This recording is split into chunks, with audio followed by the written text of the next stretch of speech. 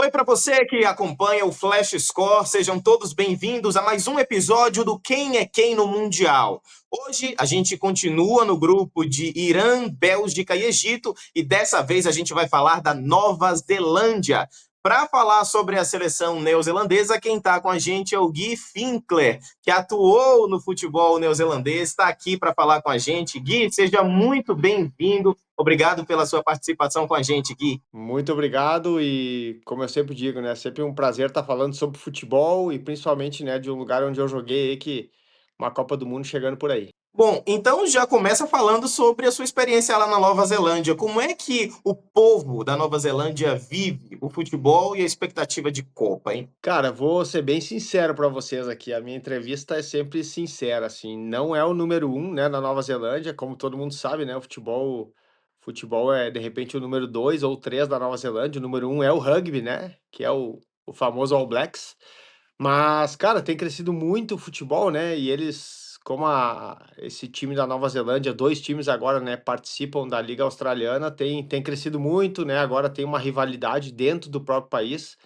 Então, o futebol vem crescendo aos poucos. Como eu repito, né? Não é uma paixão como no Brasil, mas sem dúvida, cada vez mais aí as pessoas estão se inteirando com o futebol, estão gostando um pouco mais desse jogo tão famoso mundialmente que não é tão famoso lá, né?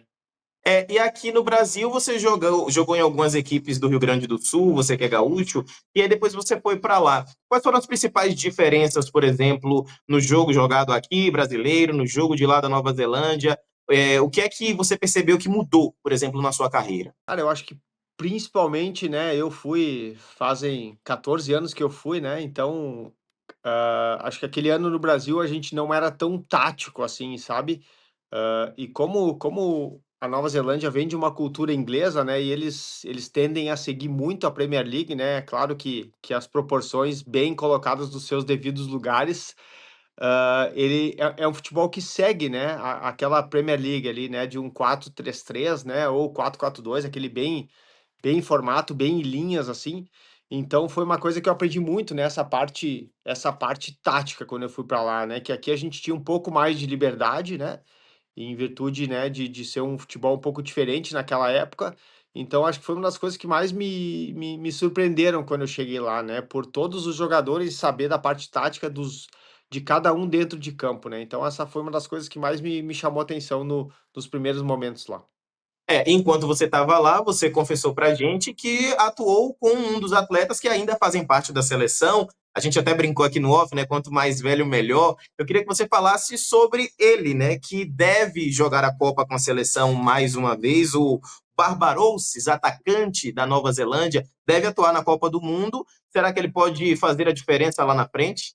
Cara, bom, por ser um amigo meu, eu vou falar bem, né. A gente jogou juntos, é um cara muito dedicado, né, com essa idade aí, tá ainda jogando competição internacional, então a gente sempre tem que parabenizar, né. Como a gente jogou, né, a gente sabe que é tão difícil chegar nessa idade jogando em alto nível, né, são tão poucos jogadores que conseguem esse ápice, né, de estar jogando internacional e, cara, ele na época que eu estava lá, né, ele sempre fazia muita diferença, né, por ser um jogador muito veloz, né, muito direto, assim. Vou ser bem sincero, não tenho visto ele jogar ultimamente, não sei se ele tem ainda a mesma velocidade, né, para atacar os espaços, né, para correr atrás das linhas ali, por ele ser um atacante de beirada, né. Mas, cara, sem dúvida, né, e a qualidade dele eu tenho certeza que ainda continua e torço muito para que ele possa fazer uma última Copa, né, sem dúvidas nenhuma, né, com 36 anos aí e sair por cima. E ele tem feito bons jogos na liga aí que eu acompanho, né, ultimamente, então acredito que ele vai chegar em boa forma aí na Copa do Mundo.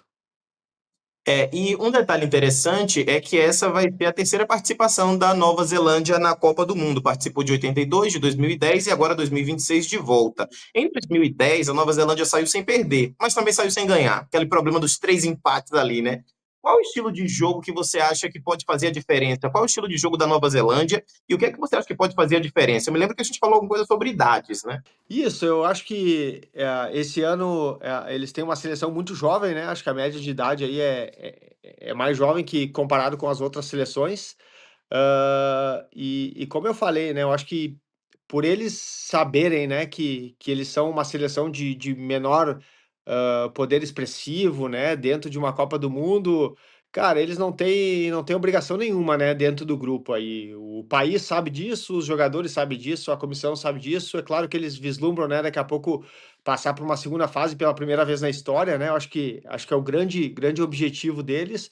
Porém, cara, eles jogam com felicidade, né, porque qualquer resultado que vier é bom para eles, né, eles vislumbram daqui a pouco passar de fase, sabe que vão ter dificuldades em todos os jogos, vão jogar defensivamente, não tenho a menor dúvida disso, né, daqui a pouco, como a gente fala, né, jogando por uma bola de repente, né, daqui a pouco uma escapada aí, e não acredito que eles vão querer atacar os outros times, não vejo a Nova Zelândia, né, o All Whites, como eles se chamam lá, tendo tendo o poder de daqui a pouco eles expor o jogo, assim, sabe. Certo. E alguns nomes que eu separei aqui, Tyler Bindon, Marcus Tamenik também, um joga no Sheffield United e o outro no Swansea City. Um tem 21, outro tem 24 anos. São candidatos a estrelismo do time? Ah, eu acho que eu não teria dúvida sobre isso, né, ainda mais por estar jogando na Inglaterra, né, eu acho que, eu quando jogava futebol sempre tive um sonho, né, tive a felicidade de estar lá jogando e hoje eu vejo como a Premier League aí o campeonato mais competitivo, né, um dos melhores campeonatos do mundo, né, sem dúvida nenhuma. Então eles estando lá com essa idade principalmente, né, sem dúvida eles trazem muita experiência, né, para o time e podendo tenho certeza daqui a pouco de ajudar de uma outra forma, né, de jogadores que estejam jogando em menores ligas, né. Pois é. E você, Gui, também tem uma carreira interessante. Além do futebol da Nova Zelândia, né? Hoje você ainda é envolvido com futebol. Eu queria que você fizesse uma análise da sua trajetória como jogador. Afinal de contas, a gente está em clima de Copa do Mundo. Será que para você, em algum momento, existiu a possibilidade de você se naturalizar para a Nova Zelândia para tentar atuar na Copa? Me conta um pouquinho. Sim, eu tive uma sondagem, né, uma possibilidade, mas não pela Nova Zelândia, né, como a gente conversou um pouquinho antes ali, anteriormente, né, como eu joguei muito tempo na Austrália, né, por um time da Austrália e o treinador que me levou na época foi o Ange Postecoglou, né, que foi treinador do Celtic e do Tottenham, né, e no momento que eu estava lá, né, como eu fiquei 4 anos, na minha segunda temporada ele foi treinador da Austrália, tanto é que ele foi treinador australiano quando a Copa do Mundo foi aqui no Brasil. E depois daquela Copa ali, eu tive convites, possibilidades de daqui a pouco me naturalizar australiano, né. Uma convocação seria num futuro, né, acho que o primeiro passo seria se naturalizar, né, eu teria que cumprir mais 2 anos de país, e eu indo para o 5º ano eu poderia iniciar um processo de naturalização, né, porém como eu tenho passaporte brasileiro e italiano, eu teria que abrir mão do passaporte italiano. E aí foi uma das coisas que pesou um pouquinho naquela relação ali, depois o treinador já estava saindo da seleção, aí o boato já não era mais o mesmo, que eu poderia ir, aí ficou naquela, e aí pintou a possibilidade de eu ir para Nova Zelândia. Então, mas o mais perto que eu cheguei de daqui a pouco estar num time, né, nacional, né, de seleções, foi da Austrália naquele tempo ali. E hoje, quem é Gui Finkler? Cara, hoje um ex-jogador, né, que tentou sair um pouco do futebol, né, quando eu parei de jogar, porém o futebol foi minha vida desde os 5 anos, né. Eu parei com 33 anos, então foram 28 anos jogando futebol. Hoje eu voltei ao mundo do futebol, né, fora de campo, aí hoje eu tenho uma empresa, né, vinculada à CBF, FIFA e a gente, né, que a gente tenta fazer tudo corretamente, né, porque a gente entende que no futebol tem muita gente que cai de paraquedas, né. Então, hoje eu tenho uma empresa, o nosso foco principal hoje da nossa empresa são jovens, né, a gente está trabalhando muito no longo prazo, né, a gente entende que não tem nada certo, porém é uma aposta aí que a gente tem em jovens com perfis, que eu diria daqui a pouco um pouco diferente do que as outras empresas buscam, né, porque hoje, né, como a minha experiência vem de dentro das 4 linhas, eu entendo que o talento hoje ele é uma parte não tão grande dessa fatia que precisa para chegar num processo de profissional, né, porque a gente entende que E a história que eu sempre conto, né? É uma montanha russa ser jogador de futebol, né? Tu passa muito pouco tempo lá em cima. Então tu tem que ter muito domínio do teu próprio corpo, da tua própria mente para poder seguir e fazer carreira, né? Quando o jogador faz 3 gols, cara, eu nem ligo para eles, né? Porque eu sei que muita gente vai ligar, né? Então a gente sabe, já passou por isso. Eu já fiz 2 gols no jogo e o telefone não para de tocar. E aí aquele dia que eu errei o pênalti, ninguém me liga, né? Então a gente entende isso e tenta ir em busca de perfis, obviamente com talento, né, que tenha capacidade de jogar profissionalmente, porém que tenha uma parte mental também um pouco diferente, sabe? Porque a gente entende que, cara, as frustrações elas vêm muito mais vezes do que se imagina no mundo do futebol, né?